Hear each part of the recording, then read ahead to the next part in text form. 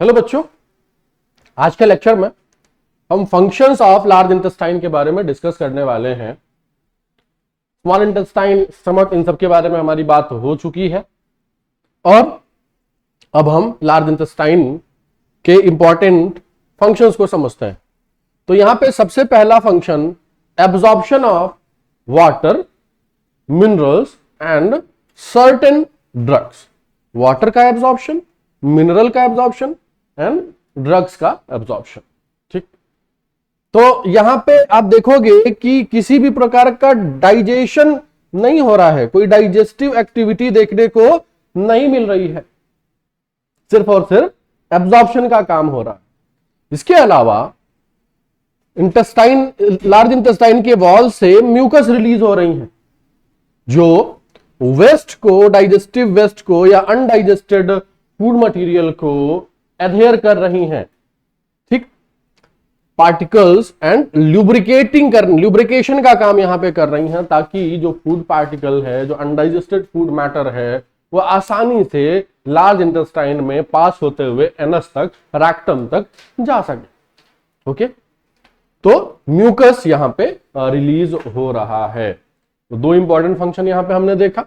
सबसे पहला तो absorption of water, minerals and certain enzymes. Okay, दूसरा हमने देखा कि म्यूकस रिलीज कर रहा है जो food particle, undigested food particle के पैसेज में काफी इजी करा दे रहा है। फुल्ली डाइजेस्टेड सेमी फ्लूइड जो एल्कलाइन नेचर का होता है वो स्मॉल इंटेस्टाइन से यहां तक आता था, इसको हम यहां पे काइल बोल देते थे। एक जगह हमने वर्ड किया काइम, वर्ड यूज किया काइम, और एक जगह हम वर्ड यूज कर रहे हैं काइल। ओके, और एक जगह हमने यूज किया था बोलस। तो तीनों कहां कहां यूज किया, आपके दिमाग में ये बात आ जानी चाहिए। क्लियर है बेटा? चलिए, तो अब हम बात करते हैं regulation of digestive activities. Regulation of digestive activities हमारे ओरल कैविटी, स्टमक या फिर स्मॉल इंटेस्टाइन के अंदर एंजाइम का रिलीज होना, सलाइवा का रिलीज होना, डाइजेस्टिव जूस का रिलीज होना, इन सभी चीजों का रिलीज होना ये न्यूरल कोऑर्डिनेशन, हार्मोनल कोऑर्डिनेशन से होता है। जब भी हमें भूख लगती है या जब भी हम किसी फूड को देखते हैं तो सलाइवेशन बढ़ जाता है, जूस का सिक्रीशन बढ़ जाता है। तो आप देखोगे digestive activities like gastric and intestinal secretions are controlled by neural and hormonal mechanism. Neural and hormonal mechanism, कुछ हार्मोन्स भी रिलीज होंगे जो एक्टिवेट कराएंगे एंजाइम्स के सिक्रीशन को। इन हार्मोन्स के बारे में आप आखिरी चैप्टर के अंदर, ह्यूमन फिजियो का आखिरी चैप्टर जिसको केमिकल कंट्रोल एंड कोऑर्डिनेशन बोल देते हैं, वहां पे जानोगे। ओके बेटा, यहां पे बात कर रहे हैं द साइट, स्मेल या presence of food in the buccal cavity stimulates salivary secretions. जब भी हम कोई फूड पार्टिकल अपने ओरल कैविटी के अंदर रखते हैं तो सलाइवा अपने आप रिलीज होने लगता है ताकि उस फूड पार्टिकल को और एडहेयर कर सके, उसको बोलस में कन्वर्ट कर सके, और साथ साथ स्टार्च का डाइजेशन, आपने यहां पे 30% स्टार्च का डाइजेशन भी देखा था। ओके, तो साइट, स्मेल और presence of food in oral cavity. जब हम किसी फूड पार्टिकल, किसी फूड को देखते हैं जो टेस्टी होता है तो उसको देखने के बाद भी सलाइवा का सिक्रीशन बढ़ जाता है। स्मेल आने से भी आपको एहसास हो जाता है कि हाँ कोई अच्छी चीज ही तली जा रही है या छानी जा रही है। इसके बाद अब gastric and intestinal mucosa secretes digestive hormones. यहां पे भी हार्मोन्स रिलीज हो रहे थे। They control the secretion of digestive juices. Control the secretion of digestive juices. कुछ हार्मोन्स रिलीज होती हैं जो डाइजेस्टिव जूस को या इंटेस्टाइनल जूस को या तो इनहिबिट करने का काम या प्रोमोट करने का काम करती हैं। डिपेंड करता है कि फूड पार्टिकल हमारे एलिमेंट्री कैनाल में है या नहीं है। ओके बेटा, तो ये था रेगुलेशन ऑफ डाइजेस्टिव एक्टिविटीज। तो आपको बात क्या याद रखनी है, यहां पे हार्मोनल एंड न्यूरल मैकेनिज्म इनके ऊपर अप्लाई होता है। Hormonal and neural mechanism. Clear है बेटा? ओके, नेक्स्ट टॉपिक है हमारा एब्जॉर्प्शन ऑफ डाइजेस्टेड प्रोडक्ट्स। अब तक हमने डाइजेशन के बारे में सीखा। डाइजेशन कराने के बाद अब उन डाइजेस्टेड मैटर का, उन डाइजेस्टेड पार्टिकल के साथ क्या होना है उसके बारे में हमको जानना है। अल्टीमेटली जो भी चीज हमने खाया है, जो भी चीजों का डाइजेशन हुआ है, उनको हमको ब्लड के थ्रू टिश्यूज तक भेजना है, जहां पे भी उन पार्टिकुलर डाइजेस्टेड प्रोडक्ट्स का रिक्वायरमेंट है वहां पे भेजना है, तो ब्लड के अंदर ही डालना पड़ेगा। इसी प्रक्रिया को हम एब्जॉर्प्शन ऑफ फूड बोल देते हैं। Absorption is the transfer of end products of digestion from intestine to the circulatory fluids, from intestine to the circulatory fluid. Circulatory fluid में ब्लड भी आ जाते हैं एंड लिम्फ भी आ जाते हैं। आपने देखा कि डाइजेशन की जो प्रक्रिया थी वो तो सबसे ज्यादा हमारे इंटेस्टाइन के अंदर ही देखने को मिली थी, वहीं पे एंड प्रोडक्ट्स में कन्वर्ट करा गया था, तो वहीं से एब्जॉर्प्शन की भी प्रक्रिया शुरू हो जाएगी। तो प्रिंसिपल ऑर्गन जो है, प्रिंसिपल जो पार्ट है वो है small intestine for absorption. Okay बेटा, तो सबसे पहले तो हम एब्जॉर्प्शन के अलग अलग टाइप्स को समझते हैं। तो टाइप ऑफ एब्जॉर्प्शन दो तरीके के होंगे, एक तो पैसिव और दूसरा एक्टिव। एक पैसिव एब्जॉर्प्शन एंड दूसरा एक्टिव एब्जॉर्प्शन। पैसिव एब्जॉर्प्शन में कोई भी एनर्जी की रिक्वायरमेंट नहीं होती। एक्टिव एब्जॉर्प्शन के अंदर एनर्जी की रिक्वायरमेंट होती है। यहां पे एनर्जी नॉट रिक्वायर्ड और यहां पे energy is required. Energy is required. Clear है बेटा? ठीक है। अब पैसिव ट्रांसपोर्टेशन में, पैसिव एब्जॉर्प्शन के अंदर हमको दो चीजें जाननी होती है, एक है ऑस्मोसिस और दूसरा होता है डिफ्यूजन। हमने अल्टीमेटली एक बात तो जाना कि यहां पे एनर्जी की जरूरत तो नहीं है। एक्टिव में एनर्जी की जरूरत थी, तो एनर्जी की जरूरत नहीं है। हमको दो तरीके से पैसिव ट्रांसपोर्टेशन करानी है, एक ऑस्मोसिस से और दूसरा डिफ्यूजन से। तो ऑस्मोसिस से जनरली हम वाटर का ही ट्रांसपोर्टेशन देखेंगे, वाटर का ही एब्जॉर्प्शन देखेंगे। डिफ्यूजन में जब आप आएंगे तो दो तरीके के डिफ्यूजन देखने को मिलेंगे, एक तो सिंपल वाला जिसमें मॉलिक्यूल्स खुद ही आसानी से डिफ्यूज होके वॉल को क्रॉस कर जाएंगे, और दूसरा हो जाएगा फैसिलिटेटेड डिफ्यूजन जिसमें अपने आप नहीं हो पाएंगे, किसी प्रोटीन की उनको जरूरत पड़ेगी। ओके बेटा, ठीक है। सबसे पहले हम पैसिव एब्जॉर्प्शन के बारे में बात कर लेते हैं। तो हमने पहले ही आपको बताया कि यहां पे एनर्जी की जरूरत नहीं पड़ती है, without the expenditure of energy. Energy की जरूरत तभी नहीं पड़ेगी जब हायर कंसंट्रेशन से लोअर कंसंट्रेशन के तरफ हमको फूड पार्टिकल को, सॉरी डाइजेस्टेड पार्टिकल्स को भेजना होगा। एनर्जी की जरूरत फ्रॉम इधर हायर कंसंट्रेशन कर दूं और इधर लोअर कंसंट्रेशन कर दूं, इधर से इधर की तरफ मुझे डाइजेस्टेड पार्टिकल को भेजना है, तो यहां पे एनर्जी की कोई आवश्यकता नहीं पड़ेगी। क्लियर है बेटा? Okay, without expenditure of energy, ये बात याद रखनी है। और from higher to lower concentration. It includes osmosis, जो मैंने पहले बताया आपको, इसके अंदर वाटर का एब्जॉर्प्शन देखने को मिलेगा, एंड दूसरा है diffusion, absorption of solute molecules, absorption of solute molecules. तो एक तरफ वाटर का एब्जॉर्प्शन ऑस्मोसिस में और दूसरे तरफ सॉल्यूट मॉलिक्यूल्स का, जिसको हम अभी पढ़ते हैं simple and facilitated diffusion. Simple and facilitated diffusion. तो क्या हमने पढ़ा? टाइप्स ऑफ एब्जॉर्प्शन दो प्रकार की होंगे, एक पैसिव और दूसरा एक्टिव। पैसिव ट्रांसपोर्टेशन के अंदर हमने ऑस्मोसिस एंड डिफ्यूजन देखा, ठीक, और उसमें भी डिफ्यूजन के अंदर हमने simple diffusion and facilitated diffusion देखा। क्लियर है बेटा? आगे बढ़ते हैं। चलिए, तो डिफ्यूजन यहां पे दो प्रकार की है, एक सिंपल डिफ्यूजन और दूसरा फैसिलिटेटेड डिफ्यूजन। सिंपल डिफ्यूजन में हमने आपसे बताया कि यहां पे मॉलिक्यूल्स अकेले ही जाएंगे, molecules alone will be transferred, alone will be diffused। तो यहां पे कौन कौन से ऐसे मॉलिक्यूल्स हैं? तो small amounts of monosaccharides like glucose, amino acids, vitamins, electrolytes like chloride ions. ये सभी चीजें सिंपल डिफ्यूजन से ट्रांसपोर्ट हो रही होंगी। क्या क्या फिर से बोलते हैं, glucose, amino acids, vitamins, electrolytes and chloride ions etcetera. Clear है बेटा? ओके। दूसरा है फैसिलिटेटेड डिफ्यूजन। तो यहां पे हमको कैरियर प्रोटीन की आवश्यकता पड़ेगी। किसकी आवश्यकता पड़ेगी?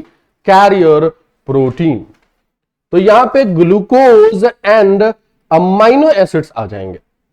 ऊपर हमने पढ़ा small amounts of monosaccharides like glucose, amino acids etcetera. यहां पे नो स्मॉल अमाउंट्स, यहां पे डायरेक्टली हमने लिख दिया है glucose, amino acids etcetera. Okay बेटा, क्लियर है?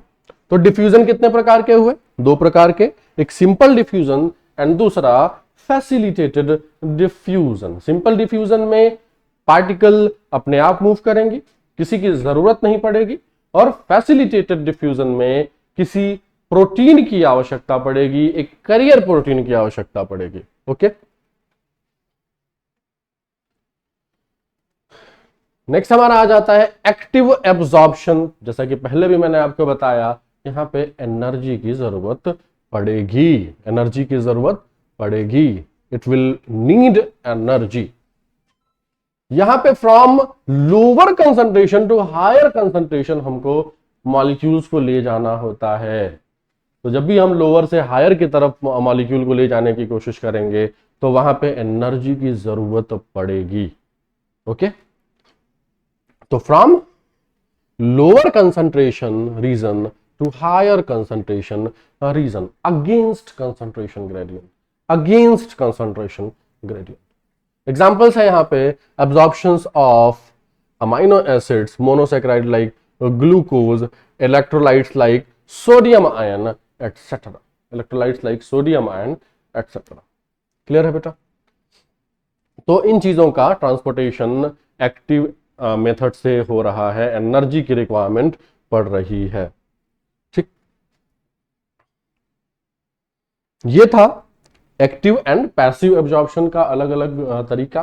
ठीक है, अब हम ऐसे पार्टिकल के बारे में बात करने जा रहे हैं जो वाटर सॉल्युबल नहीं है, लेकिन उनको भी हमको डिफ्यूज कराना है, उनका भी हमको ट्रांसपोर्टेशन कराना है। जैसे कि absorption of lipids, absorption of lipids. तो हमने छोटे छोटे पार्टिकल्स में तोड़ा था लिपिड्स को, मोनोग्लाइसराइड, डाइग्लाइसराइड्स, फैटी एसिड्स, इन चीजों को हमने तोड़ा था। वाटर सॉल्युबल तो यह है नहीं, इतना आसान नहीं है इनका ट्रांसपोर्टेशन। तो सबसे पहले तो इनको छोटे छोटे टुकड़ों में तोड़ा गया था बाइल साल्ट्स और फॉस्फोलिपिड की मदद से। इनको स्फेरिकल पार्टिकल्स में कन्वर्ट किया गया था, जिनको हमने माइसील्स बोल दिया था। ठीक, तो इनको छोटे छोटे टुकड़ों में सबसे पहले कन्वर्ट करा। उसके बाद इनके ऊपर हमने स्मॉल प्रोटीन की कोटिंग करी, प्रोटीन की कोटिंग करी, और अब इसका नाम हमने रख दिया काइलोमाइक्रॉन्स, काइलोमाइक्रॉन्स। तो क्या बेटा? तो ये थी सबसे पहले हमने फैट मॉलिक्यूल को कन्वर्ट करा, उनका इमल्सिफिकेशन कराया, इमल्सिफिकेशन करा के छोटे छोटे टुकड़ों में कन्वर्ट किया, और उसके बाद आप देख सकते हो यहाँ पे इनका मॉडिफिकेशंस करा जा रहा है, इनके ऊपर प्रोटीन की कोटिंग करी जा रही है, और हमने काइलोमाइक्रॉन्स में कन्वर्ट कर दिया। काइलोमाइक्रॉन्स में कन्वर्ट करने के बाद अब इनकी एंट्री लिम्फ में होगी, इनकी एंट्री लैक्टियल्स में होगी, जो विलाई में देखने को मिलते थे। लैक्टियल्स में एंट्री इनकी हो गई, और लैक्टियल्स में एंट्री होने के बाद लिम्फ से इनको ब्लड के अंदर भेज दिया जाएगा, और जहां पे भी इनकी आवश्यकता होगी, जरूरत होगी, वहां पे इनकी पूर्ति कर ली जाएगी। क्लियर है बेटा? तो इस तरीके से लिपिड का एब्जॉर्प्शन कराया जाता है, इसका लिपिड का एब्जॉर्प्शन कराया जाता है। ठीक, तो एक बार फिर से रिपीट करते हैं एब्जॉर्प्शन को। तो एब्जॉर्प्शन कितने टाइप्स के थे हमारे? एक तो पैसिव था और दूसरा एक्टिव एब्जॉर्प्शन था। पैसिव एब्जॉर्प्शन में कोई भी एनर्जी की रिक्वायरमेंट नहीं होती, एक्टिव ट्रांसपोर्टेशन में एनर्जी की रिक्वायरमेंट होती है।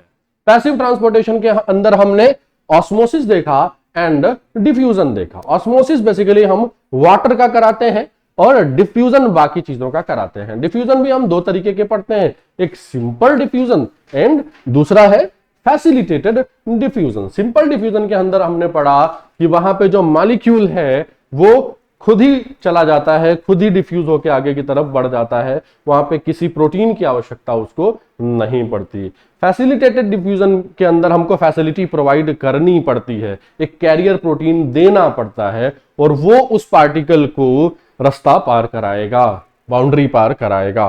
ओके बेटा, तो ये था हमारा एब्जॉर्प्शन। और एब्जॉर्प्शन के बाद हमने लिपिड का भी एब्जॉर्प्शन समझा, और लिपिड के एब्जॉर्प्शन के बाद अब बच जाता है हमारे एलिमेंट्री कैनाल के अलग अलग हिस्से के अंदर किन किन चीजों का एब्जॉर्प्शन देखने को मिलता है। तो सबसे पहले हम माउथ से शुरू करते हैं। तो माउथ के अंदर सर्टेन ड्रग्स एब्जॉर्ब कराए जाते हैं। आपने देखा होगा कि बहुत सारे ऐसे मेडिसिन होते हैं जिनको हम अपने टंग के नीचे रखते हैं, ठीक, सबलिंगुअल मेडिसिन, जो वहीं से एब्जॉर्ब करा लिए जाते हैं और तुरंत हमको रिलीफ मिल जाता था। ठीक, दूसरे नंबर पे हम स्टमक की बात कर रहे हैं, तो यहां पे वाटर का एब्जॉर्प्शन, सिंपल शुगर्स का absorption and some drugs and alcohol का एब्जॉर्प्शन। यहां पे एब्जॉर्प्शन भी बहुत जबरदस्त देखने को मिल रही है। वाटर भी खूब एब्जॉर्ब कराया जा रहा है, simple sugars, drugs and alcohol. फिर स्मॉल इंटेस्टाइन पे आप आते हो तो जितने भी न्यूट्रिएंट्स वहां पे तोड़े गए, जितने भी डाइजेशन हुए, लगभग उन सभी चीजों का एब्जॉर्प्शन यहां पे हो जा रहा है, इंक्लूडिंग मिनरल्स भी एंड वाइटामिन्स भी। जितने भी हम वाइटामिन्स लेते हैं अपने फूड के अंदर, उनका भी एब्जॉर्प्शन यहीं पे देखने को मिल रहा है। क्लियर है? फिर लार्ज इंटेस्टाइन पे हम आते हैं, तो यहां पे हमने पहले भी बात करा कि वाटर का एब्जॉर्प्शन, कुछ मिनरल्स का एब्जॉर्प्शन एंड सर्टेन ड्रग्स का एब्जॉर्प्शन देखने को मिल रहा है।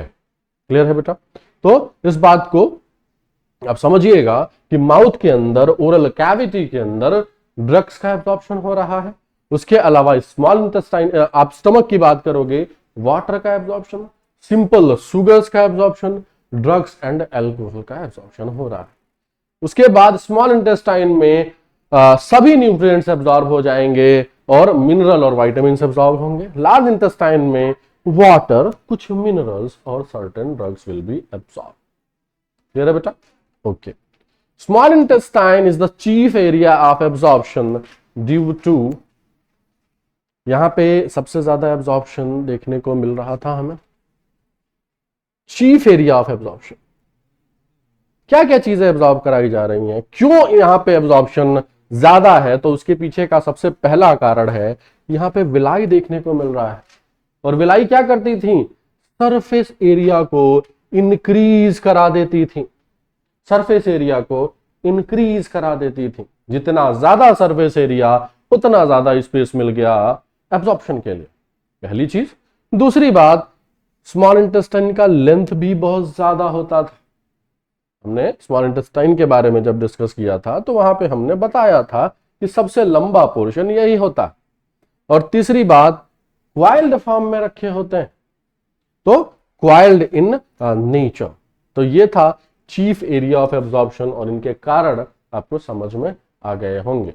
विलाई, दूसरी बात लेंथ इनका सबसे ज्यादा है और साथ में वाइल्ड नेचर के हैं, इस कारण से ये ज्यादा से ज्यादा एब्जॉर्प्शन कराने का काम करते हैं।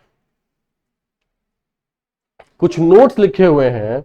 Absorbed materials are incorporated into tissues for their activities, it is called assimilation. हमने ब्लड तक डाइजेस्टेड मटेरियल्स को भेज दिया, अब वहां से वो ब्लड के थ्रू टिश्यूज तक जाएंगी और टिश्यूज उनका इस्तेमाल करेंगी जिस तरीके की भी उनकी जरूरत होगी। इसी प्रक्रिया को हम एसिमिलेशन कह देते हैं। Okay, yes. तो ये हो गया एसिमिलेशन। क्या हो गया? एसिमिलेशन। दूसरी बात, जो अनडाइजेस्टेड सब्सटेंस है, जैसे कि हम फूड के अंदर फाइबर भी ले रहे थे और कुछ डेड बैक्टीरियाज भी यहां पे बन जा रही थी, जो फीसेस बनाती हैं, फीकल मैटर बनाती हैं। स्मॉल इंटेस्टाइन से इनकी एंट्री सीकम में होगी थ्रू इलियोसिकल वॉल, और इलियोसिकल वॉल का काम क्या होता है कि फीसेस को, फीकल मैटर को वापस से स्मॉल इंटेस्टाइन में न आने देना, बैकफ्लो को रोकना। आपने पढ़ा स्मॉल इंटेस्टाइन के अंदर ही लगभग उन सभी चीजों का एब्जॉर्प्शन हो चुका था जो जो चीजें एसिमिलेशन के लिए जरूरी थी, जो चीजें टिश्यूज के लिए जरूरी थी।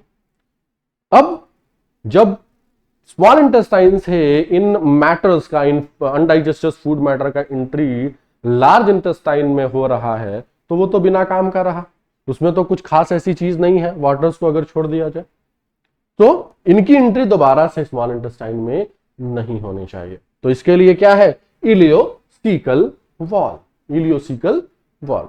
आखिरी है फीसेस या फीकल मैटर, ये temporarily stored in the rectum, rectum में थोड़ी देर के लिए ये रहते हैं and are eliminated through anus, anus के थ्रू ये बाहर आ जाते हैं। इस प्रोसेस को हम इजेशन या फिर डीफिकेशन कह देते हैं, इजेशन या फिर डीफिकेशन कहते हैं।